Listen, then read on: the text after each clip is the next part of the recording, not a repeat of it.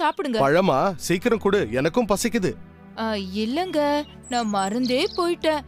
அடுத்த வேளை பசங்களுக்கு சாப்பிட இங்க ஒண்ணுமே இல்ல. என்ன இல்லையா? நீ முதல்லயே சொல்லிருக்க கூடாதா?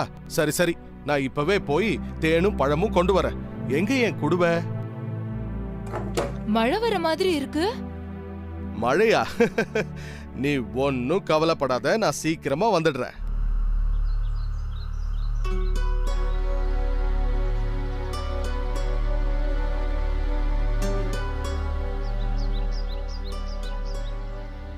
குடும்பத்துக்காக அவர் எவ்வளோ கஷ்டப்படுறாரு. எல்லாம் ஏன் தப்புதான். நான் நேத்தே சொல்லிருக்கணும்.